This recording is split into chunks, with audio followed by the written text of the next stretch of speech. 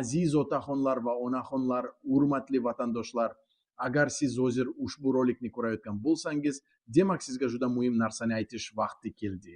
Narsa shundaki, davlat sizga har oy qo'shimcha pul to'lashi kerak, lekin hech kim sizga buni tushuntirib bermadi. Hech kim. Na pensiya jamg'armasidagi xizmatchi, na mahallangizdagi mas'ul, na televizorda gapirayotgan amaldor. Ular sizning bilmasligingizdan foydalanib, pulingizni jim ushlab turishadi. Bu sir emas, bu qonun.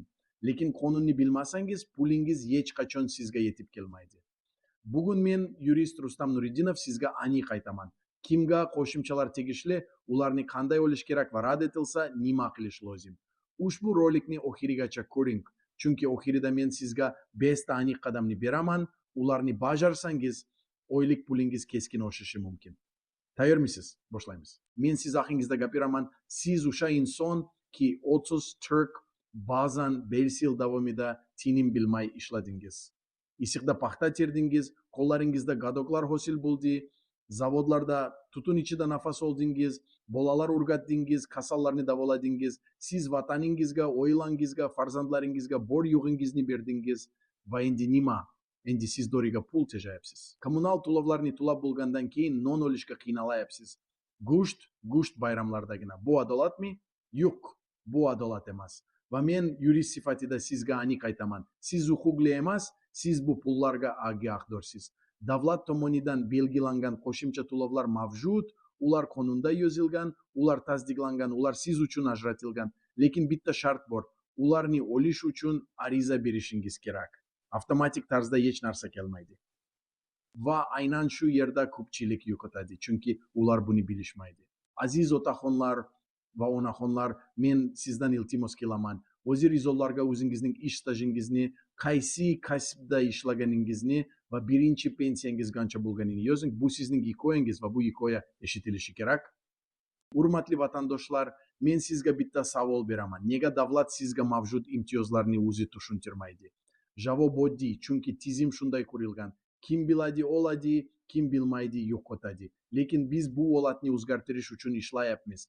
Bizning kanalimiz bu sizning yuridik himoyangiz. Bu yerda har kuni siz uchun eng muhim yangiliklar, qonun o'zgarishlari va amaliy ko'rsatmalar chiqadi. Agar siz zali obuna bo'lmagan bo'lsangiz, hoziroq obuna bo'lish tugmasini bosing va qo'ng'iroqchani yoqib qo'ying. Chunki qonunni bilmaslik bu pulni yo'qotish demak.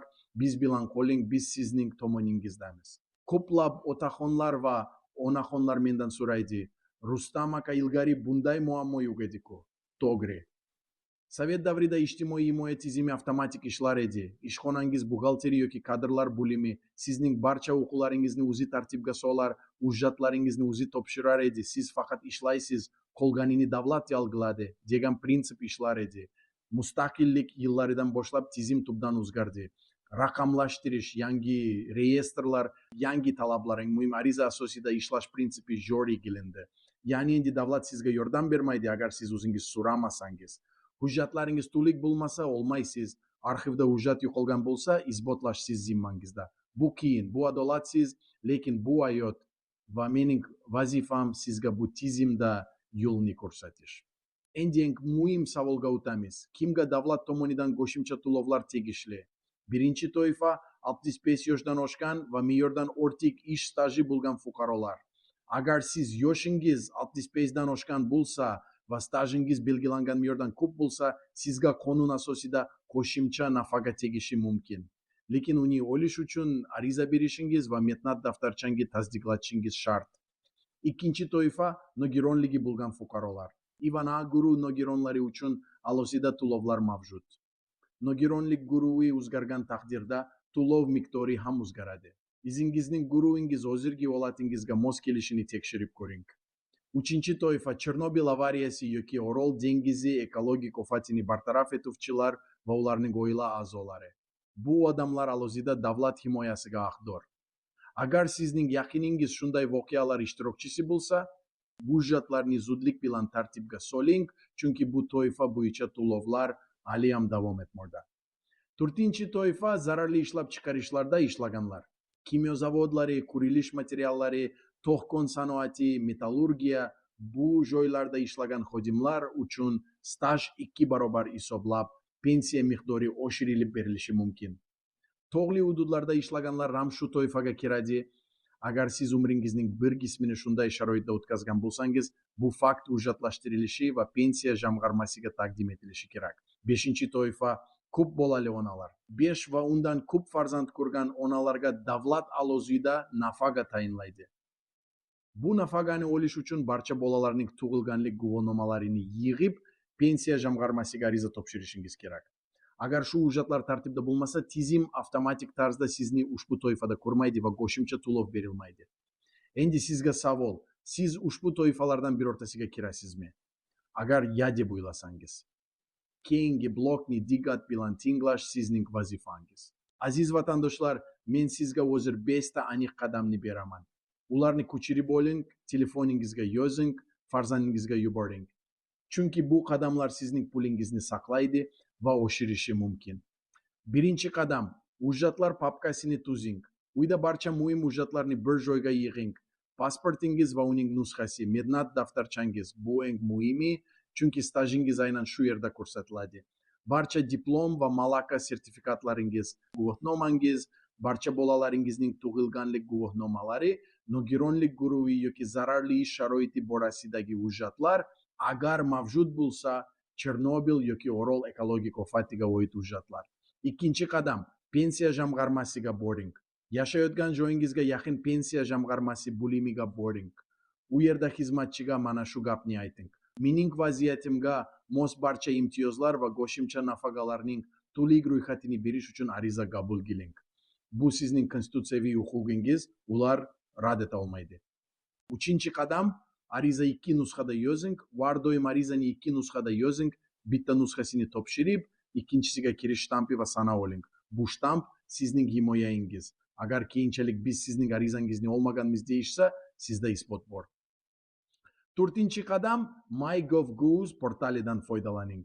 Agar farzandlaringiz internetdan foydalana olsa, MyGov'uz portaliga kirib, pensiya va nafaqalar bo'limida o'z pensiyangiz tarixi va tayinlangan to'lovlarni ko'rib chiqing. Ba'zi holatlarda ariza ham onlayn topshirilishi mumkin. 5-qadam rad etilsa, Moliya vazirligiga shikoyat qiling. Agar pensiya jamg'armasi sizga imtiyozni bermasdan rad etsa, og'zaki yu bilan chiqib ketmang. Yozma javob talab qiling. Ular buni berishga majbur. Keyin yozma javobni olib, O'zbekiston Respublikasi Moliya vazirligi yoki Mehnat va aholini ijtimoiy himoya qilish vazirligiga rasmiy shikoyat yozing. Shikoyatda o'zingizning ism sharifingizni, tegishli toifani, rad etilgan sana va sababni ko'rsating. Bu tartib ishlaydi. Men ko'p bor mijozlarimga shu yo'l orqali yordam berganman. Aziz otaxonlar va onaxonlar, hurmatli vatandoshlar, bugun biz juda muhim mavzuni ko'rib chiqdik.